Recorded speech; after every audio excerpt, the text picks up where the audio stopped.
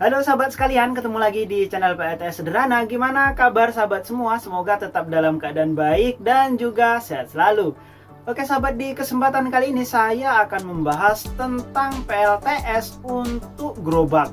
Jadi mungkin di antara sahabat ada yang punya usaha di gerobak ataupun di stand, baik itu jualan makanan, minuman, ataupun jualan yang lainnya. Yang penting di stand. Namun sebelum saya lanjutkan ke pembahasannya, jangan lupa untuk di like dulu video ini, dan bagi sahabat yang baru berkunjung silahkan di subscribe dahulu. Oke sahabat, salah satu hal penting saat jualan di stand pada malam hari tentunya lampu penerangan. Untuk penerangan ini biasanya nggak cukup satu sisi saja, bisa jadi di sebelah kanan dan juga sebelah kiri, karena semakin terang tentunya akan semakin menarik minat orang. Dan biasanya bukan hanya sekedar lampu saja, yang jualan minuman juga butuh blender, atau mungkin ketika capek, lelah, berkeringat tentunya juga butuh kipas angin. Nah, kira-kira untuk PLTS yang cocok untuk gerobak stand ini berapa sih?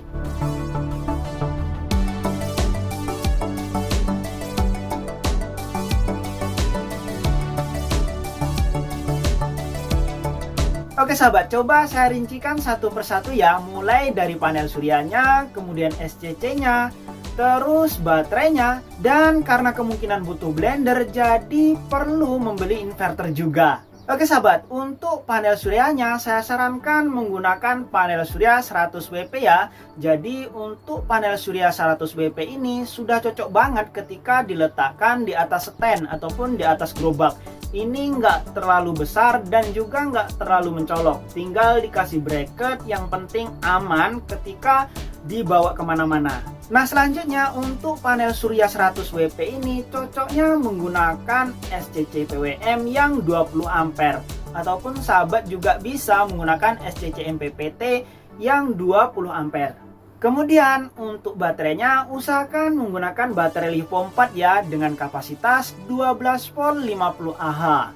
Dengan baterai 12 volt 50 Ah ini sudah cukup untuk kebutuhan lampu, kebutuhan blender, dan mungkin sesekali menyalakan kipas angin pada malam hari. Untuk inverternya, karena kebutuhannya digunakan untuk blender, usahakan bisa continuous di 500 watt. Sahabat bisa membeli inverter Tafware 12 volt 1000 watt yang bisa dipakai continue 500 watt.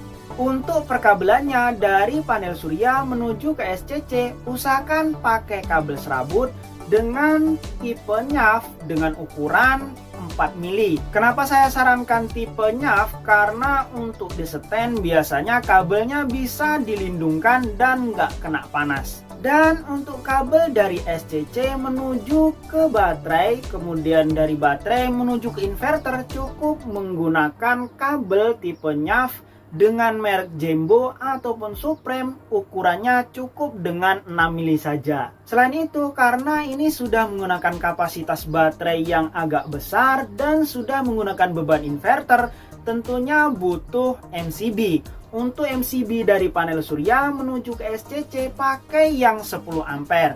Kemudian untuk MCB dari SCC menuju ke baterai bisa pakai MCB yang 20 ampere saja. Dan untuk MCB dari baterai menuju ke inverter bisa pakai yang 40 ampere. Usahakan untuk MCB-nya menggunakan MCB DC ya, yang 2 pole. Oke sahabat, untuk komponen PLTS-nya ini sudah saya rincikan semuanya ya. Selanjutnya tinggal bebannya. Dan untuk beban lampunya saya sarankan menggunakan lampu DC saja ya. Sahabat bisa menggunakan lampu DC yang 10 watt sekitar 3 biji. Ini sudah bisa bertahan sampai dengan jam 12 malam jika dinyalakan sekitar jam setengah 6 sore.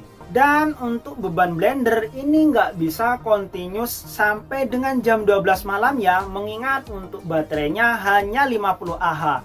Untuk penggunaan blender ini, jika dalam sekali blender itu sekitar 5 menit, maka bisa digunakan sekitar 12 kali blender. Ya hitung-hitungannya 1 jam full non-stop. Tapi untuk beban blender ini biasanya nggak terus menerus, jadi saya hitung sekitar 12 kali blender saja. Dan memang sebenarnya untuk stand yang sudah menggunakan blender, ini cocoknya menggunakan aliran listrik PLN. Untuk aliran PLTS-nya ya sebagai backup. Mungkin pas lagi rame-ramenya jualan, mati lampu. Kan untuk PLTS-nya bisa sebagai pengganti backup-nya. Dan yang terakhir, mungkin sahabat ingin pakai kipas, usahakan kipasnya pakai yang sistem 12 volt ya, karena agar menghemat baterainya juga. Dan ketika tidak benar-benar butuh, jangan dinyalakan. Tapi kalau udah capek banget, panas, ya bisa dipakai. Intinya untuk sistem PLTS-nya dihemat-hemat agar cukup sampai dengan closing untuk jualannya. Dan untuk pembahasan kali ini cukup sekian dulu ya. Semoga bermanfaat bagi sahabat semua.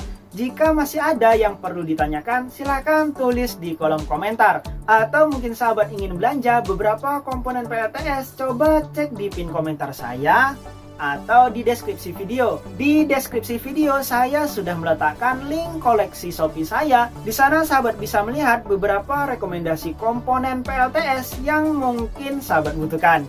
Oke sahabat, sampai jumpa lagi pada video berikutnya.